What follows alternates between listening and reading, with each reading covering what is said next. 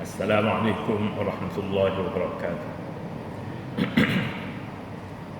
Bismillahirrahmanirrahim. Alhamdulillahi rabbil alamin. Wassalatu wassalamu ala asyrafil anbiya'i wal mursalin wa ala alihi wa sahbihi ajma'in. Subhanaka la ilma lana illa ma 'allamtana innaka antal alimul hakim. ولا حول ولا قوة إلا بالله العلي العظيم. Sila ke muka surat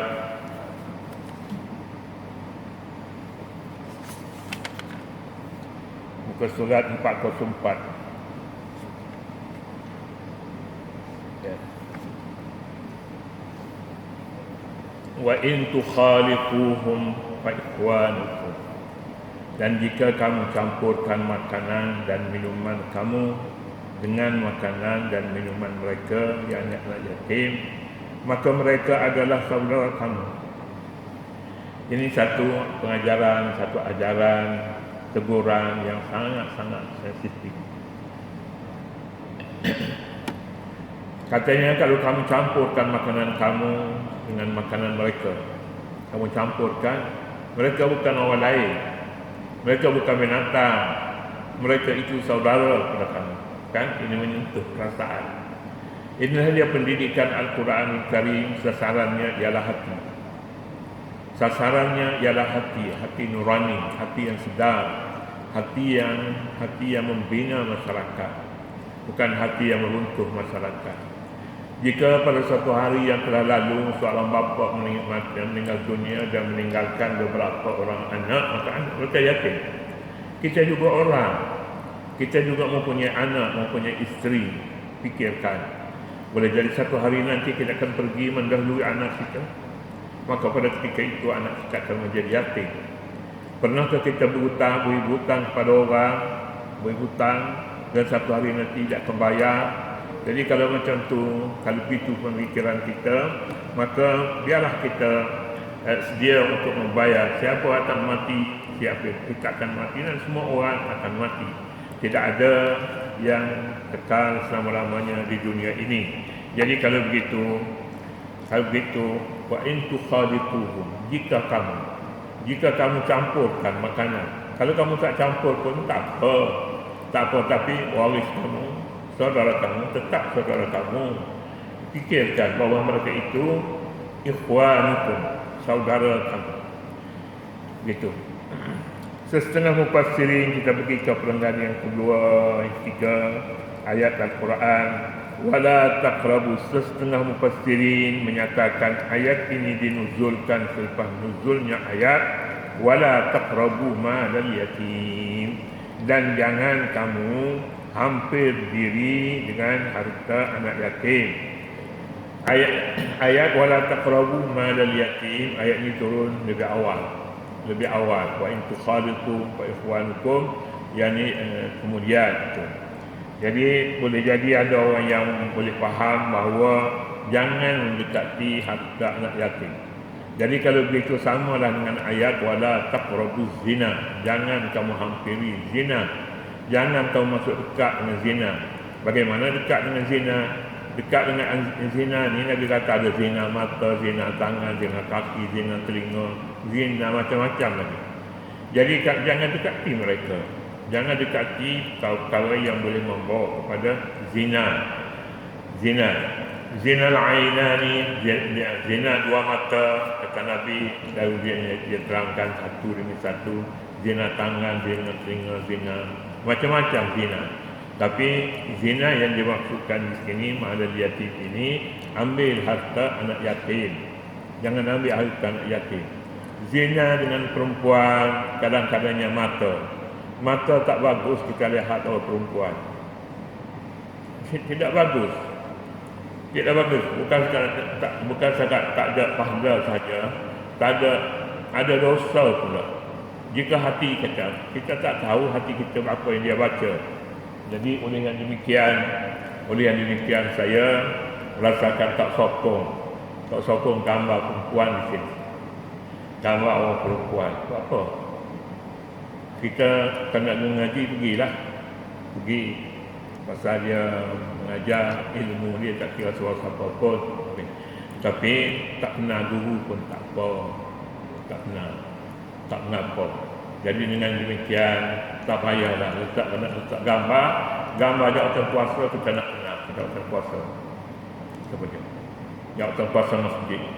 Pasal jawatan puasa masjid dia ketua kita, yang perempuan dia jadi ketua orang lelaki. Nabi kata jangan kamu lantik menjadi ketua orang perempuan kamu. Orang perempuan jadi ketua orang lelaki. Orang lelaki, ar-rijalu qawwamuna 'alan nisa. Orang lelaki menjadi pemimpin kepada orang perempuan, bukan orang perempuan menjadi pemimpin. Jadi soal mereka mempunyai kebolehan, ada tempatnya perempuan.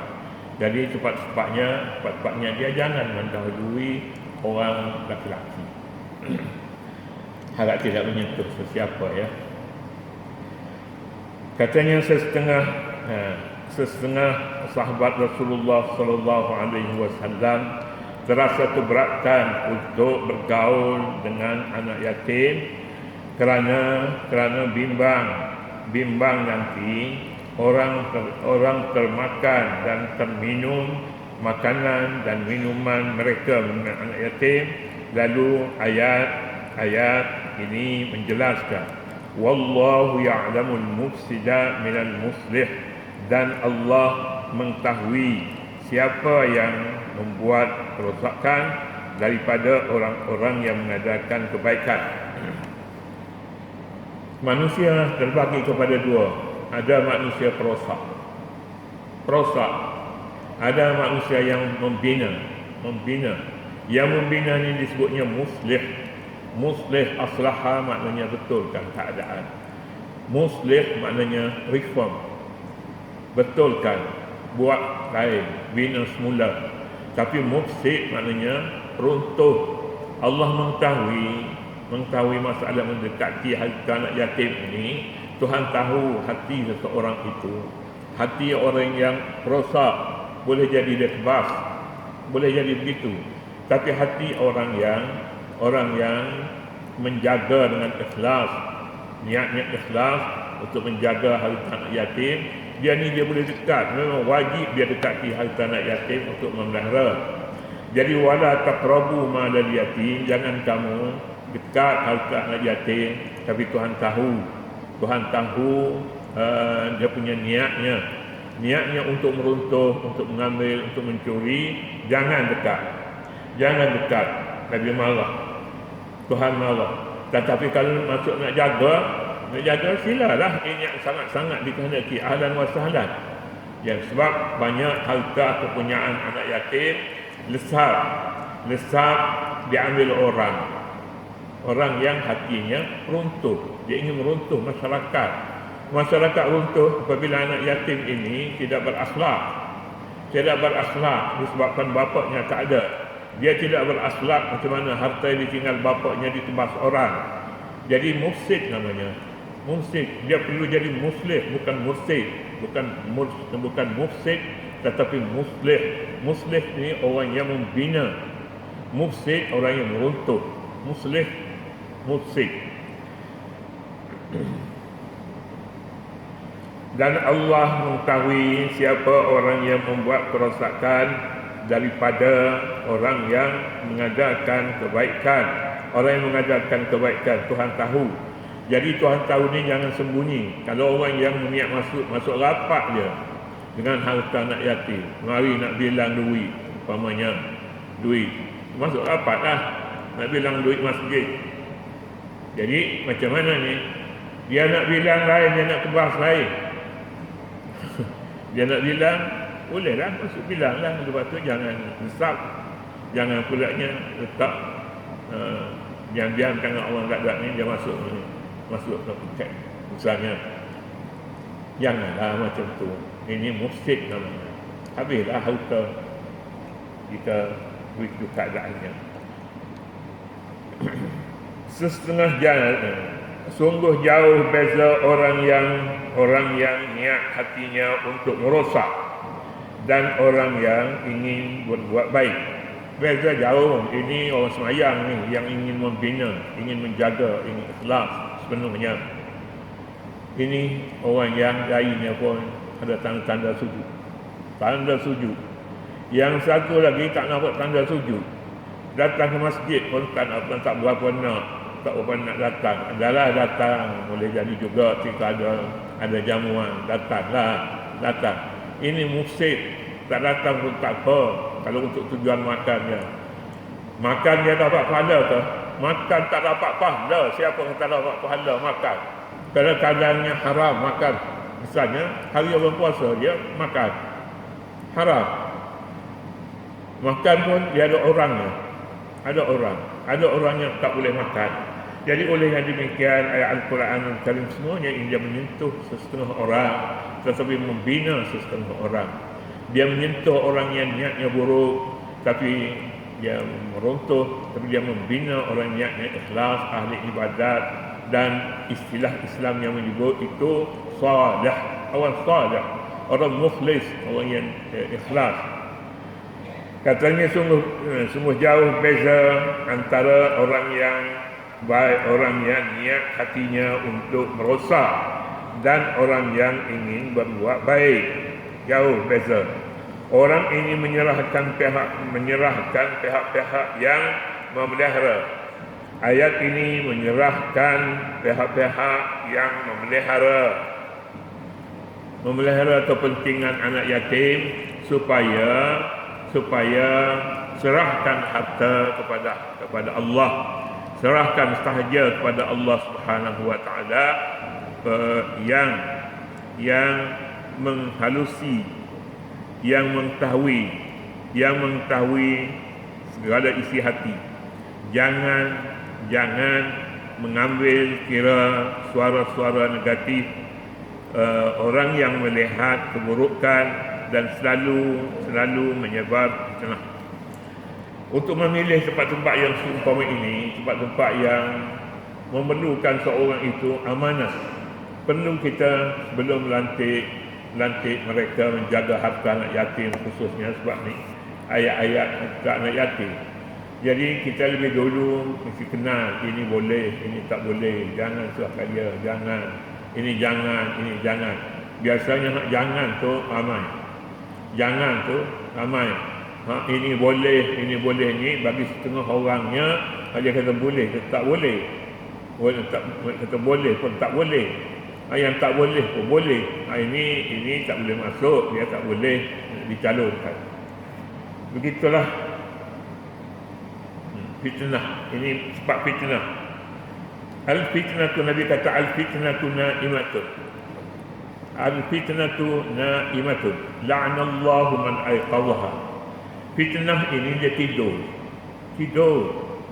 Jangan kejutkan dia. Allah laknatkan orang kejut, orang fitnah. Orang kejut, orang tidur bila kita bising kat dia, kita kejut kat dia, dia mungkin dengan cara tak sedar, dia bangun-bangun, dia tumbuk orang ni. Pasal apa? Pasal dia baru nak tidur. Semalam dia tak tidur. Semalam dia berjaga. Kemudian lepas subuh dia tidur. Ini tidak ada salah. Tak salah dia berbuat begitu. Dia tahu tentang diri dia. Tidurlah. Kadang-kadang yang tidur lebih baik daripada berjaga. Jadi semua orang mestilah berada bersama dengan ayat ini. Dia akan beroleh pahala. Dan orang yang menolak ayat ini seolah dia menolak orang yang memberi nasihat, dan nasihat sangat dikehendaki daripada orang yang seumpama ini. Orang yang kenal dirinya dan kenal orang yang duduk pada tempat mana sepatutnya. Lain orangnya, ini dia bagusnya duduk di pasar. Orang ni bagusnya dia duduk di surau bubuk-bubuk.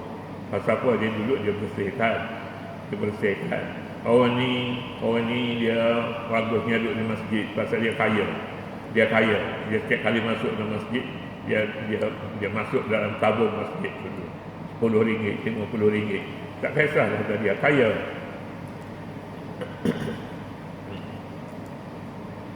Supaya serahkan sahaja kepada Allah Subhanahu wa taala yang mengetahui segala isi hati, Jangan mengambil kira suara-suara negatif, suara sumbang pun orang kata juga.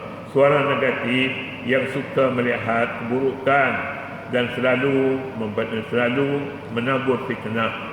Yang suka menabur fitnah ini jangan kongsi mereka. Jangan kongsi. Walau sya'allahu la'anatakum innallaha azizun hakim. Dan jika Allah menghendaki nescaya dia, yakni Allah dapat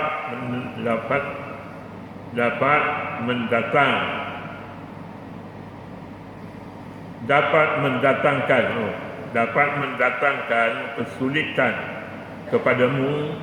Sesungguhnya Allah Maha Perkasa dan Maha Bijaksana. Katanya kalau walau sya'allahu la'anatakum.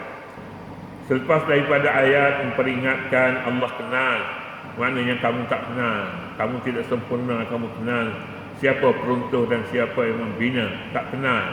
Tetapi Allah kenal, dan Allah kenal ini Allah bertindak bergantung pada masyiah Allah, bergantung pada kehendak Allah. Allah nak betulkan sejak di dunia ini lagi, tak mau betul di akhirat, boleh jadi juga.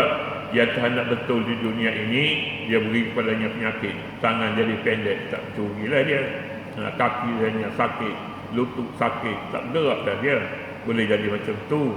Ini semuanya masyiatullah. Masyiah Allah ni kehendak Tuhan, kamu tak faham, kamu tak tahu. Dan jika Allah menghendaki, dia dapat mendatangkan kesulitan kepadamu. Terjemahan dianya mendatangkan kesulitan. Jadi payah bila nak pergi buat jahat, nak pergi buat perkara-perkara yang merupakan dosa, jadi payah. Jadi payah macam mana? Jadi payah nak berjalan tak larat, payahlah tu a'natakum. Demikian juga kalaulah orang yang perosak ni nak pergi ambil harta anak yatim, ada sajalah sebab-sebabnya tak boleh pergi. Itu masyiah Allah. Tetapi kalau ada setengah pulanya, bila dia nak pergi tempat-tempat yang buruk, tempat-tempat yang merosak, tidak membina, Tuhan permudahkan. Maka ini malah petaka. Tuhan permudahkan. Bila nak berjudi, datang modal. Orang bagi, boleh berjudi, boleh berikan bukit misalnya ini ada sesuatu begitu. Jangan kita fikir kita mempunyai harta yang mudah datang, maka Allah sayangkan kepadanya. Dia sedikit saja bergerak, dia dapat wang, sedikit dia bergerak dapat wang masuk bulan-bulan puluh ribu masuk, geraknya tak banyak mana, masuk dalam bilik sejuk tanda tangan saja misalnya. Ada juga begitu.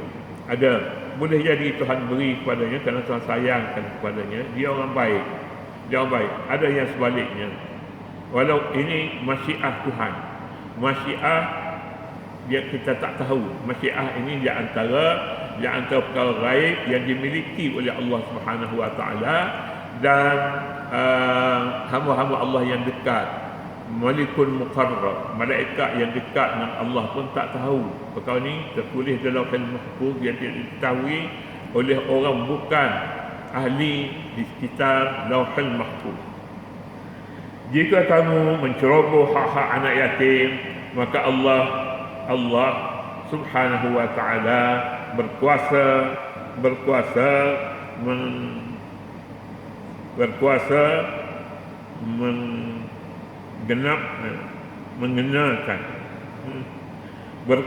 mengenakan kesulitan kepada kamu jika kamu menceroboh harta anak-anak yatim, maka Allah Subhanahu Wa Taala berkuasa mengenakan kesulitan kepada kamu. Bila Allah mengenakan kesulitan macam mana? Sudah dia buat khianat, maka tangannya patah, tangannya kena api, terbakar, macam-macam. Tuhan bagi susah ke orang yang tidak jujur dengan harta anak yatim. Perlu diingat, Allah Subhanahu Wa Taala tidak bersama dengan orang, dengan musuh-musuh anak yatim.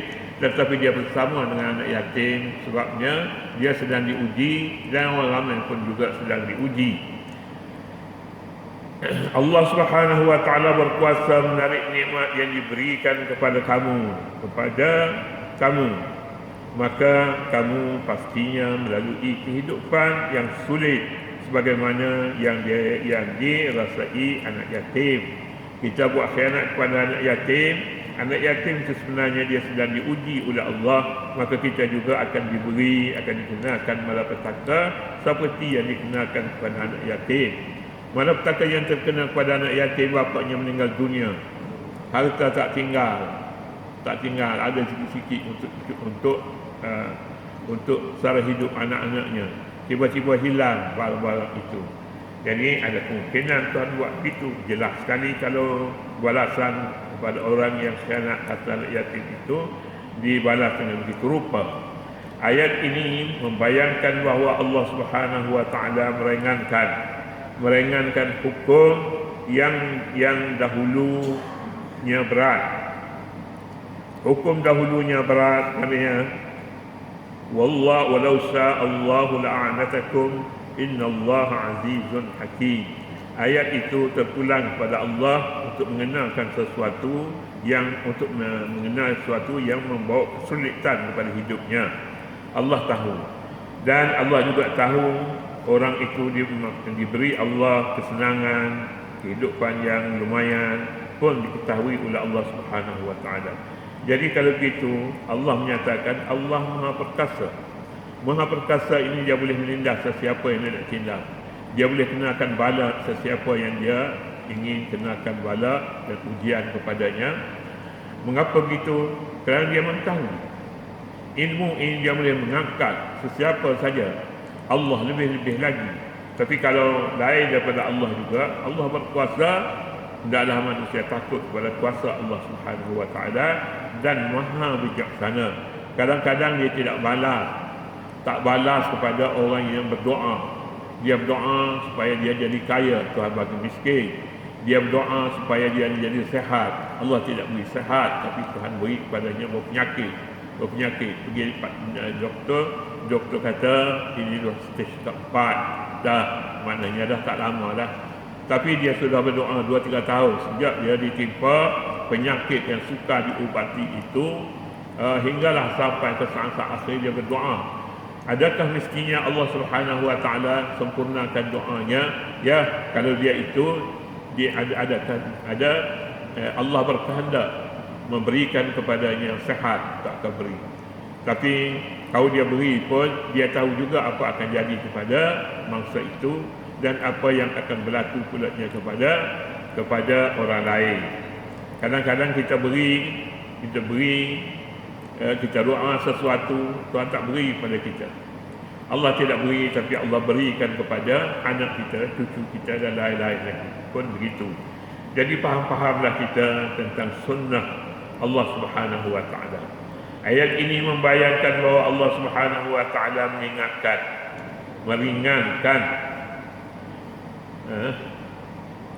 meringankan hukum yang dahulunya berat. Dahulu kamu dilarang mendekati harta anak-anak yatim. Kini hukum membenarkan kamu mencampurkan makanan kamu dengan makanan mereka. Sedangkan kamu dahulu melarang daripada mendekati harta anak yatim. Berikutnya Allah Subhanahu wa taala menyatakan boleh masuk dekat harta anak yatim, malah kamu campurkan makanan kamu dengan makanan mereka. Kalau kamu campurkan makanan kamu dengan makanan mereka, fa ikhwanukum, dia saudara kamu. Kalau kamu tak campur pun dia saudara kamu. Tapi bagi setengah orang menyatakan tak mahu campur dengan harta anak yatim kerana anak yatim ini kotor. Mengapa tak kotor? Tak ada siapa yang jaga dia. Kalau dia kotor pun kita juga dah bertanggungjawab. Kenapa kita tak beri air kolah, air telaga kita untuk digunakan. Kini hukum membenarkan kamu mencampurkan makanan kamu dengan makanan mereka. jika niatnya baik untuk menolong mereka dengan jujur. Jika orang itu dengan jujur ingin menolong, niatnya begitu, mengapa kamu tidak memberanikan diri untuk mendekati harta anak yatim, sedangkan kamu ikhlas dengan harta mereka. Allah Subhanahu wa taala yang Maha Perkasa dan Maha Bijaksana berkuasa mengembalikan hak masing-masing dengan hikmah dan kebijaksanaannya. Masalahnya kalau harta orang tu jadi harta kita, waktu pembahagian pengisytiharan nama dulu kita pandai sikit, baiki apa yang ditulis dalam grant misalnya, kita baiki, maka harta orang tu jadi harta kita. Dan ini banyak orang berbuat begitu. Kalaulah berlaku begitu, Allah Subhanahu wa taala boleh hantar balik pula harta itu kepada tuannya yang sebenar, boleh. Tapi kalau harta mereka juga ambil dengan jalan yang salah, maka Allah Subhanahu wa taala tak tolong orang yang tak salah. Dia membelikkan harta orang lain lalu menjadi miliknya, haknya. Maka kalau mereka juga salah, orang lain sebelum daripada mereka juga salah, maka itu pula modal, kan dia mengambil barang kepunyaan orang lain. Kemudian pelajaran dan pengajaran dan sarana pengajaran itu barangkali menyentuh apa-apa yang kita sebutkan tadilah. Bagus juga jika kita dapat membacanya. Wallahu subhanahu wa ta'ala a'lam. A'udzu billahi minasyaitonir rajim. Bismillahirrahmanirrahim. Allahumma a'inna ala dzikrika wa syukrika wa husni ibadatik. Rabbana zalamna anfusana wa in lam taghfir lana wa tarhamna lanakunanna minal khasirin. Wa sallallahu ala nabiyyil ummi wa ala alihi wa sahbihi wa sallam, walhamdulillahi rabbil alamin.